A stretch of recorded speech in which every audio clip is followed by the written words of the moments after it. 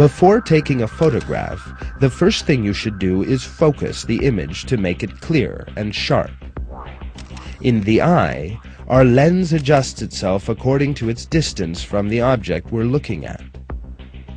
With a camera, and also on instruments like microscopes and telescopes, adjustments must be done by hand, unless the machine is automatic. While this process takes place, the picture in the camera's viewfinder becomes blurred. In each instance, this focusing takes some time. In the human eye, however, focusing takes far less than a second, without causing any blurred vision, using a method that no technology can copy. The lens, situated immediately behind the iris and the pupil, breaks down incoming beams of light and focuses them on the retina.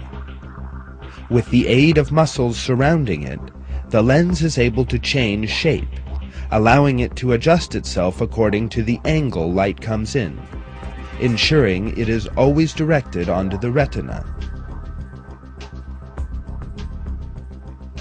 When you look at a point close to your eyes, muscles flex your lens into a more convex position. But when you view a distant point, the muscles relax, stretching the lens into a flatter configuration, and thus clarifying the images of distant objects. Perfectly clear images emerge as a result. If the lens couldn't adjust by itself, we'd have to find some other means to focus in on objects. This would require manual effort and great inconvenience on our part, since our vision would often remain foggy before we could complete the focusing process. Simply looking at an object would take time, slowing down our lives considerably.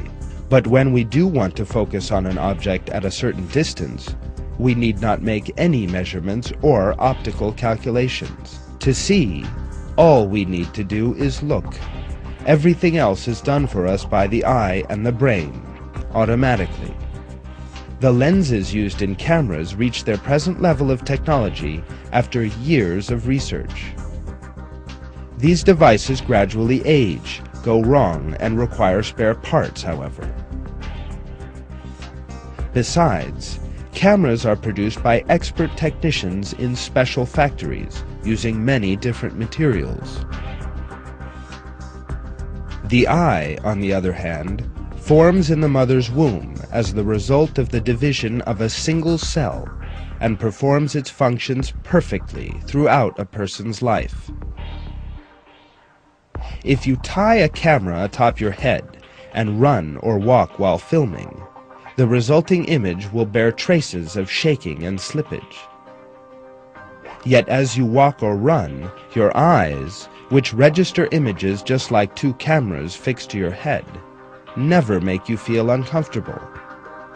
There is never any shaking or slippage in the images you see. All these comparisons clearly reveal the miraculous proofs of creation in the eye. God has created human being with a flawless order, together with all the systems it requires. Say, it is He who brought you into being and gave you hearing, sight, and hearts. What little thanks you show!